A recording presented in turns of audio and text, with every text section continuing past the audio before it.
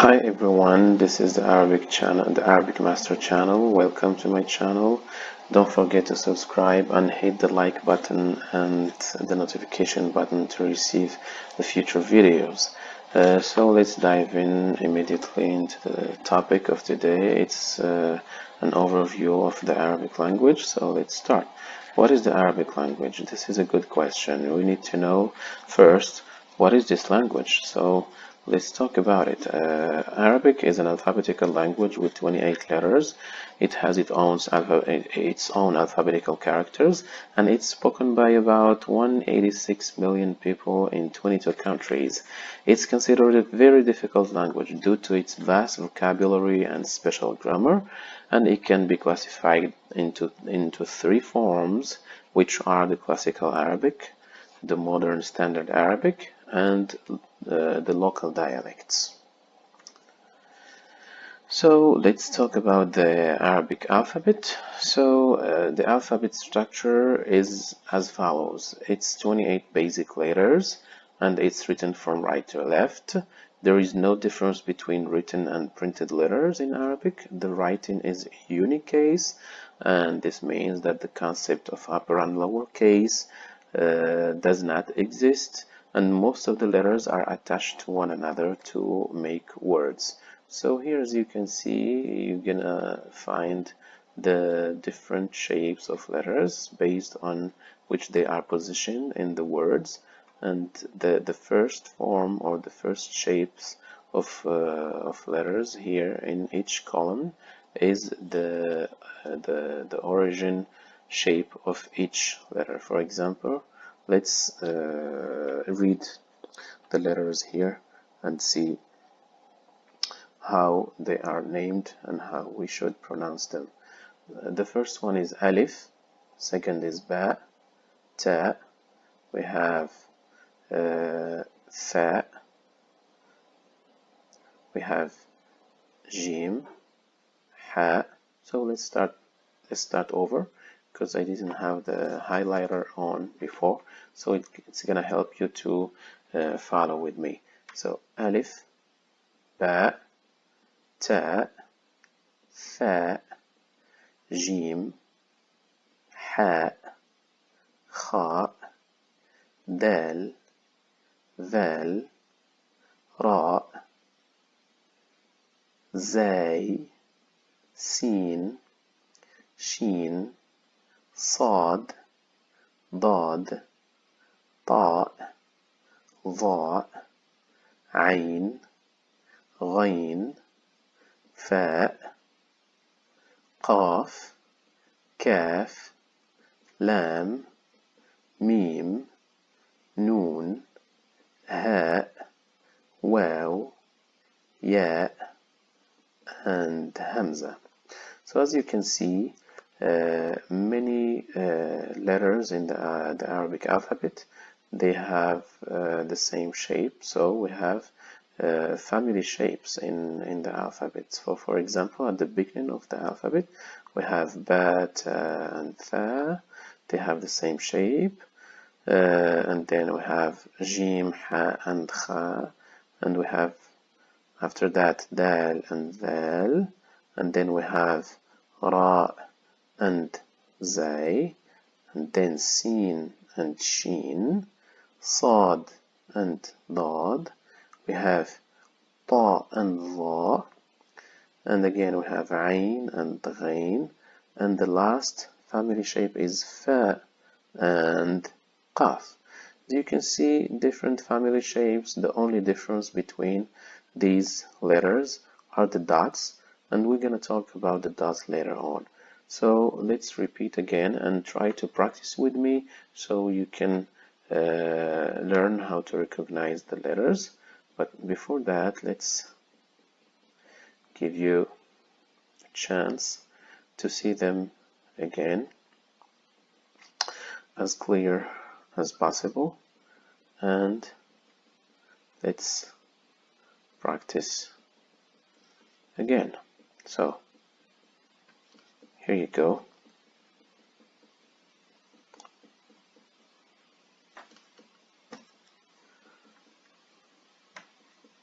Going to be ألف باء تاء ثاء. Let's repeat. ألف باء تاء ثاء. Okay. جيم حاء خاء. Repeat. جيم حاء خاء. Okay. دال here and ذال. راء زاي. سين شين. صاد ضاد. طاء ظاء. عين غين. فاء and قاف. كاف لام ميم نون هاء واو ياء and hamza. So the dots in the Arabic. Arabs relied on their extensive knowledge of their language to distinguish one letter from another having the same shape, and it depends on the word and on the context too. If you're not an Arabic native speaker, you will need dots for sure to make the difference between the letters and between the words, and to know the right pronunciation of each word. So later on, the dots were added above and below the letters to differentiate them for the many people who started learning Arabic after the spread of Islam in many countries. So in Arabic we have what we call the short vowels. So the Arabic language graphically has only 3 short vowels. These vowels aren't written in the body of the word, so it's not part of the word. So mainly in Arabic we have words. If you are knowledgeable of the language, you won't need the short vowels to know how to pronounce the words and how to read in Arabic. Those vowels aren't written in the body of the word, but they are added above or under the consonant to which they refer. In general, Arabic is written without short vowels. So the fatha and the kasra are represented by a dash, a little dash, put respectively above and under the consonant they are associated with. And the dhamma instead is like a small wow. You can go back to the alphabet to see the wow. And the Dhamma, it's like a small wow, and it is written above the consonants. When the target languages of the transliteration are European in origin, Germanic or Arabic, the short vowels are A, I, and U, versus long vowels A, E, U. Arabic short vowels need to be added during vowelization, transliteration, and Roman name generation. So the grammar. The basic grammar of the spoken language differs considerably from English. So the structure of the words is triliteral root system. The word in Arabic has one root, that is the 3-letter past tense of the verb, which is in this example that we have here, kataba here. This one, kataba. And this means he wrote, because it's the past tense of the verb kataba in this example. The 3-letter root system is best described by an example, and in this case it's KTB, which is kataba in Arabic. If we add the short vowels, it carried the basic meaning right. Various combinations of the letters, always, however, in the kataba order with vowels and other consonants, produce words that are variants on the basic meaning right. For example, we have kataba and kutubun, kitabun, maktabun, katibun, maktubun. So, and the difference between Arabic and English is that from the root, that is the 3-letter past tense verb, we can get all the other words related to that field For example, the field of writing, we have كتب, كتب, كتاب, مكتب, كاتب, مكتوب, and I can add you مكتبة, which is library. Okay, and let's talk now about, we're still talking about the Arabic articles, which is part of the structure or the word structure. The definite article al in the Arabic means the in English. It is prefixed to the following word, and depending on what consonant that word starts with, and the alif may be dropped, or the lam may be dropped, and the first consonant doubled. Many English words that have been borrowed from Arabic still have the definite article attached to them. For example, alkali, alcohol, alchemy, algorithm, algebra, and almanac. Many Arabic masculine names also include the definite article. And nouns and adjective noun. Now, all Arabic nouns, including those which denote inanimate objects, are masculine or feminine, with the feminine nouns usually ending in a, which is the ta'u ta'nith, or ta'ul marbuta. The plural marker for masculine nouns is the suffix in. The plural for feminine noun is the suffix at.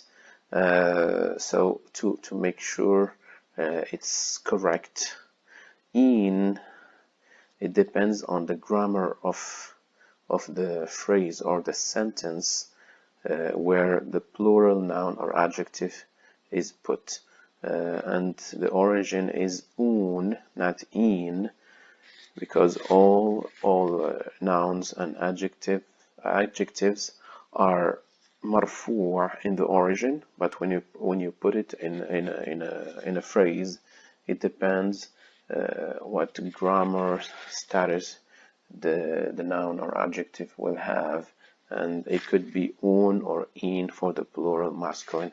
For the plural for feminine nouns, it's always at. For example, if we talk about the word muallim, which means teacher, we're gonna say in the plural masculine muallimun or muallimin, depends on the context. And for the feminine, muallimat is gonna be the same in any context. There are also many irregular plurals in Arabic, which have to be memorized, like the irregular plurals in English, like child, children, mouse, mice.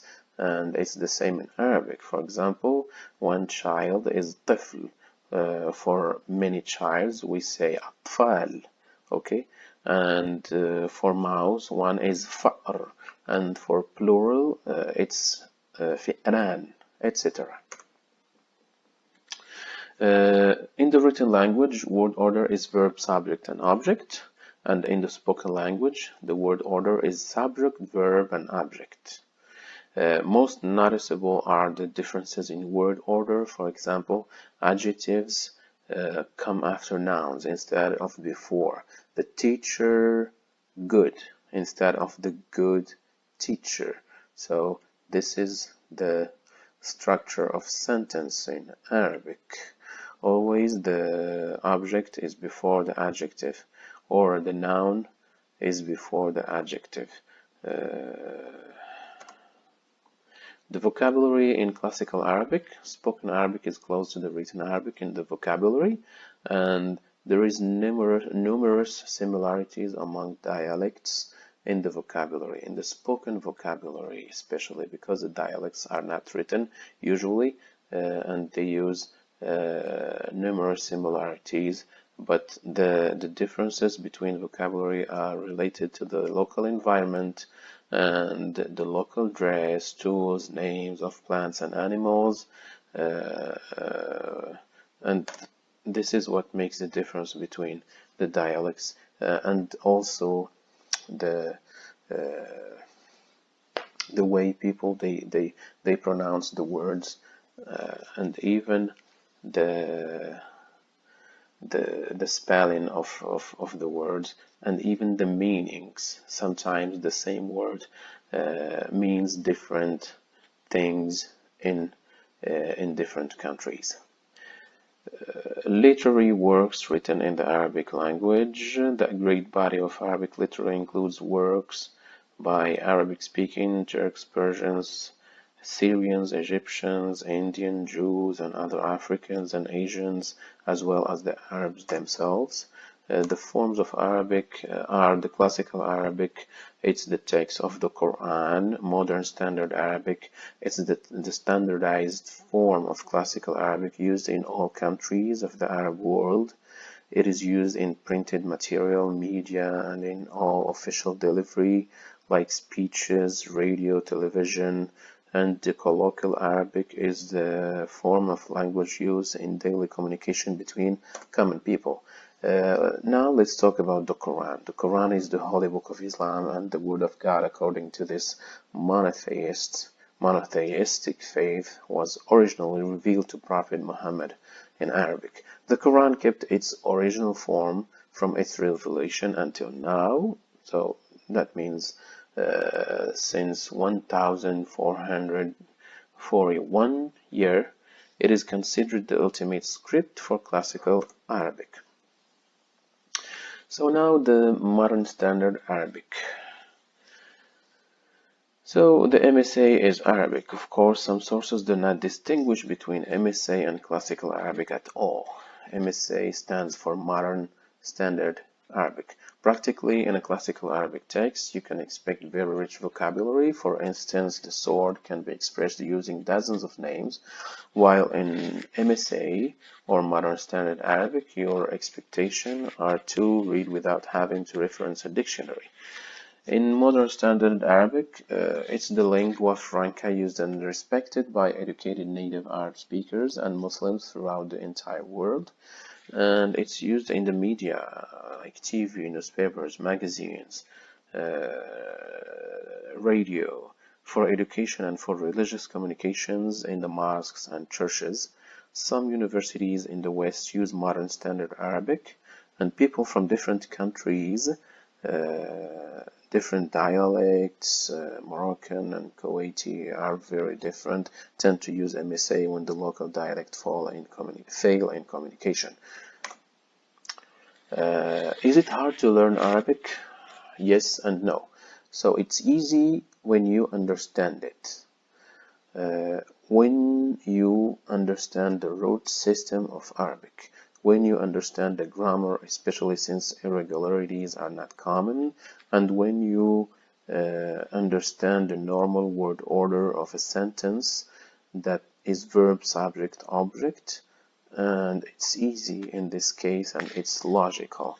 And it's tough to handle. That means no, it's not easy to learn Arabic unless you gave it proper time.